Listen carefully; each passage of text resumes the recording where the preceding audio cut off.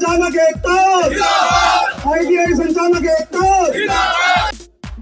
Sir actually है क्या कि हम सब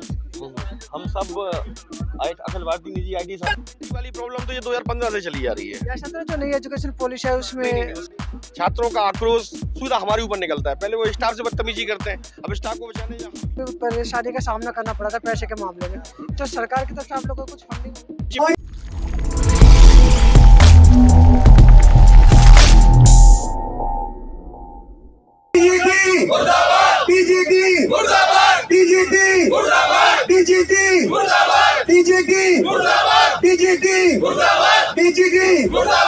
ITI संचालक एकता, ITI संचालक एकता, ITI संचालक एकता, ITI संचालक एकता। बंदे बंदे बंदे बंदे बंदे बंदे बंदे भारत माता की जय। नमस्कार, मैं Vijay Kumar Poonia, VKP times News से। मैं हूँ दिल्ली के जंतर मंतर पर। मेरे पीछे एक प्रोटेस्ट चल रहा है। प्रोटेस्ट का मैं थोड़ा बैनर आप लोगों को पढ़ के बताता हूँ। प्रोटेस्ट अखिल भारतीय निजी ITI संस्थान एवं छात्र संगठन प्रतिनिधि मंडल, छात्र संघ एवं संचालक संगठन समन्वय समिति भारतवर्ष के तत्वावधान निजी ITI संस्थानों को DGT कौशल विकास संचालनालय भारत सरकार द्वारा उत्पन्न की जा रही समस्याओं पर सांकेतिक धरना प्रदर्शन हेतु समस्त भारतवर्ष के राज्य से विभिन्न संगठनों से धरना प्रदर्शन में पधारे हैं। तो क्या लोगों से पूछते सर, आप ये जो चल रहा है किस चीज़ का प्रोटेस्ट चल रहा है? आप लोग पूछते हैं, इनसे बातचीत करते हैं, सब बताएंगे जो प्रोटेस्ट चल रहा है। ये निजी ITI कॉलेज, ये गवर्नमेंट के कुछ खामी की वजह से हम लोग यहाँ आए हुए हैं। कानून की वजह से उनके खामियाँ बताएं।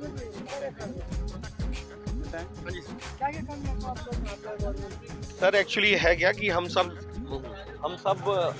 अखिल भारतीय निजी आईटी संस्थान एवं छात्र संगठन प्रतिनिधि मंडल के सदस्य हैं, जो कि विभिन्न स्टेटों से आए हुए हैं।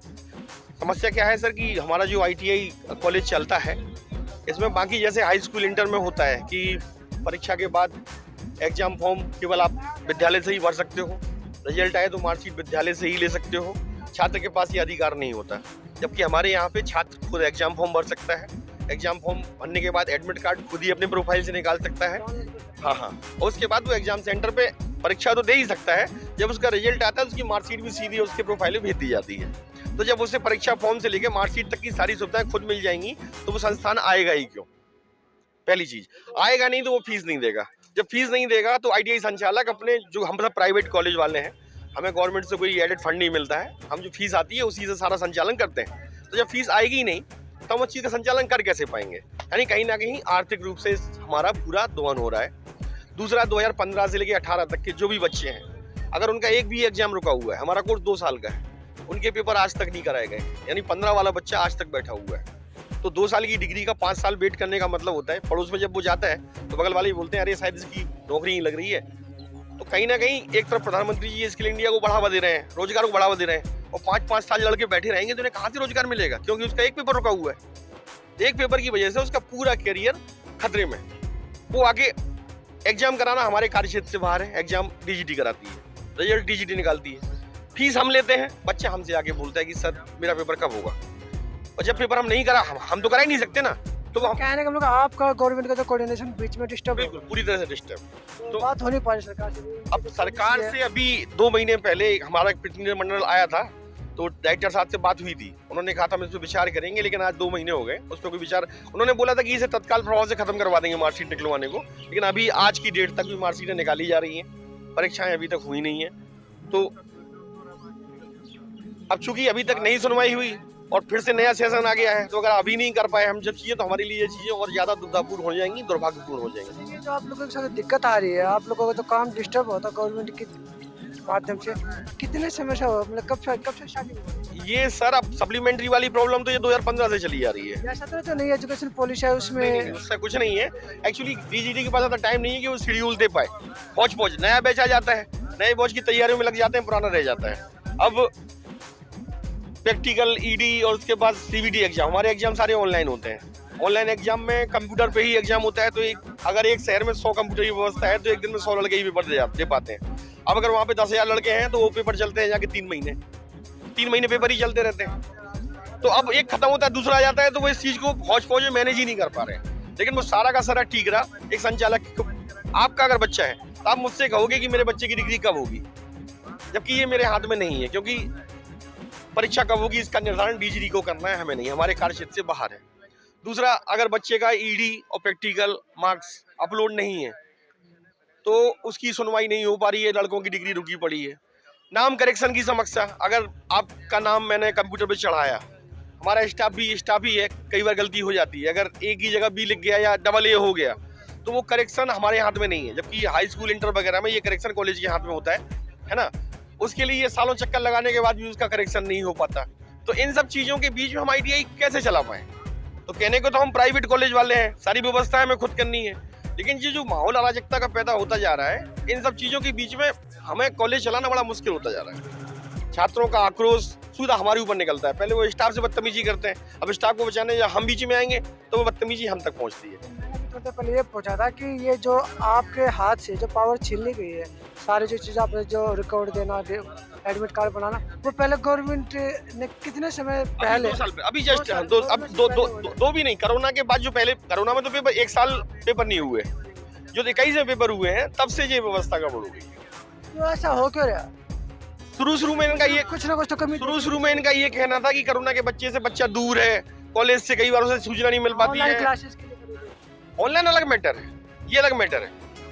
ऑनलाइन एग्जाम तो हो ही रहे हैं। हमारा जो मुद्दा है कि ऑनलाइन एग्जाम आप कराओगे तब कराओगे ना, एग्जाम फॉर्म भरेंगे तो फॉर्म वो कॉलेज में आके भरे ना, तब मैं उस बच्चे से बोलूं बच्चे तुम्हारी इतनी फीस बकाया है, आप फीस भरो, फिर फॉर्म भरो।